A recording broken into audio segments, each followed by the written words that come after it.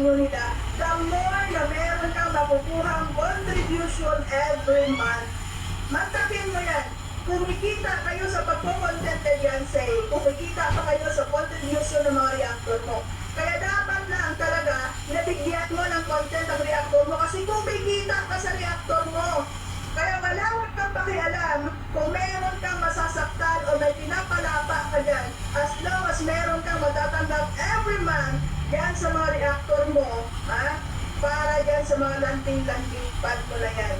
Kasi kung wala mo na ibigay na content sa mga reactor mo, wala silang malaking revenue, wala ka ding collection every month.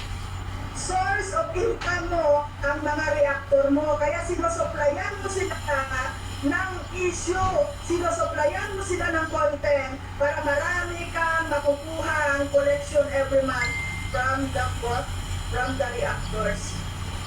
Diba? Yan yung strategy ni Kuya Bal. Siya mismo mag-feed ng mga kaguluhan. Siya mismo mag-feed ng mga issue diyan sa mga reactors nila para araw-araw ang bulan, araw-araw malaki ang views, araw-araw ay malaki ang revenue every end of the month para mas malaki din po ang makukoleksyon niya every month kasi ang mga reactor diyan nagbibigay po every month and na-experience ko yan because I was there before. I was there before. Kaya yung term na pinapalapa, legit po yan. Legit po yan.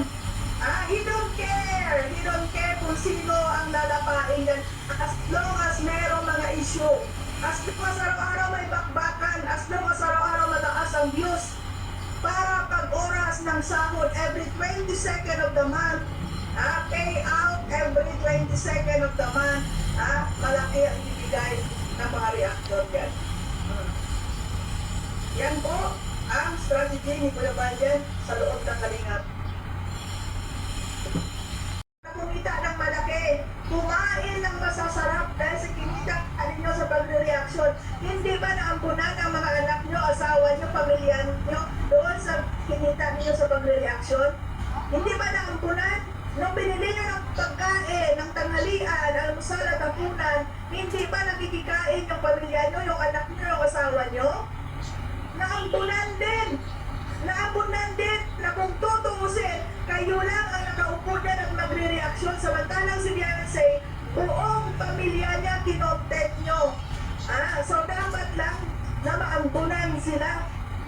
Dapat lang na kung ano ang makuha ni Beyonce, maambunan din ang pamilya kasi buong pamilya ang kinokontent nyo, buong pamilya ang ginamit nyo, kahirapan ng buong pamilya ang ginamit nyo para pagkikitaan sa buong mundo. Hindi nyo naisip yun? Hindi nyo naisip? Nakita nyo lang na naampunan ng pamilya ni Beyonce sa mga blessings na natatanggap niya. Hindi nyo nakita na yung pamilya nyo naampunan din. Dito sa kinikita nyo sa pag-content kay Beyonce. Come on! Huwag tayong hugas kamay. Huwag tayong hugas kamay. Kasi dito lang, malinaw pa sa mineral water na ang intention nyo talaga, durugin si Beyonce. Kaya ina-emphasize nyo talaga sa mga viewers nyo kung ano ang mga tulong na nakuha ni Beyonce sa Kalingap. Hindi nyo ina-emphasize ano ang naitulong ni Beyonce sa community ng Kalingap. Ano ang naibigay niya? Comment sa Kalingap. Tingnan nyo rin ano rin ang mga naibigay ni Beyonce sa Kalingap. To be fair enough, kasi kung ganyan sana ang ginawa nyo, no? Na ina-emphasize niyo yung mga na-benefits ni Beyonce at ina-emphasize niyo din kung ano ang naging contribution ni Beyonce, diyan po makukuha ang resulta na they are both benefited at walang dapat na panunumpat kasi pareho po na kinabang ino. Kaso lang, tinatakpan niyo yung isang mata niyo, ang pinapakita niyo lang is kung ano lang yung na-benefit ni Beyonce. Kaya lumalabas, walang utang na loob si Beyonce kasi hindi niyo pinapaliwanag na malaki din ang naging contribution ni Beyonce na kung tutusin, meron. Ngayon, nire-reverse psychology nyo yung mga supporters ninyo. Na si Beyonce sobrang hirap ng buhay. Binago ng Kalingap ang buhay kaya walang utang na yung nagamit nyo kay Beyonce? Come on. Come on. To be fair enough. At dapat Kuya Bal, bilang ikaw na founder ng Kalingap, supposed to be you're the one to mediate the chaos. Ikaw dapat ang gumagitna sa issue. May channel na si Beyonce. Ha? O ngayon, bahala ka, lapain ka na. Wala pa si Beyonce. Hindi pa si Beyonce nagpatulpo. Nilalapa nyo na. Kaya huwag nyo gawing rason na may channel na si Beyonce. Pinalapa nyo si Beyonce kasi ginawa nyo ng channel. No? Bababas na si Beyonce kasi may channel na. Come on guys. 2 taon na ang binabas si Beyonce. Hindi pa nagpatulpo si Beyonce. Wala pang channel si Beyonce. Pinamalapa nyo na. Come on guys. Tuktukin nyo yung ulo nyo. Huwag nyo gawing rason. Alam nyo ang ginagawa nyo rason ngayon? Gumagawa na lang kayo ng rason para malusutan nyo lahat ng mga katarantaduhan na ginagawa nyo. At gusto nyo ibalik ang blame dito kay Beyonce. Tapos ngayon sabihin nyo pwede nang i-content si Beyonce kasi may channel na.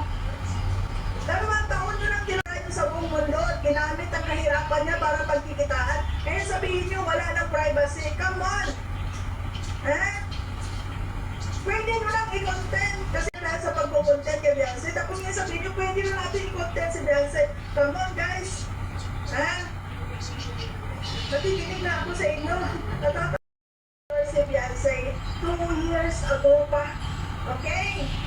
2 years ago pa, tinanggalan nyo na ng privacy ang buhay ni Beyonce nung pinaglandran nyo sa buong mundo at ginamit nyo yung kahirapan pa-content at tinanggalan nyo na siya ng privacy. Sabi ni Kuya Bal, pwede na natin i-content kasi may channel na.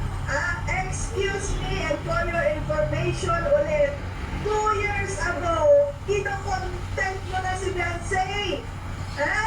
Kino-content nyo na, pinagkikitaan nyo na si Beyonce. 2 taon na. Tapos ngayon sasabihin nyo, may channel na si Beyonce. Isa na siyang public figure. Wala na siyang privacy. Pwede na natin siya i-content. Hello? Katumi na yung mga utang nyo. Okay? 2 taon nyo nang kino-content. 2 taon nyo nang tinanggalan ng privacy. 2 taon nyo nang pinagkikitaan. 2 taon nyo na siyang kino-content. Ano kayo nung time na ng tulog? Or baka nag-amnesia kayo? Or baka may Alzheimer kayo? Padoktor kayo? Padoktor kayo? Humingi kayo ng gamot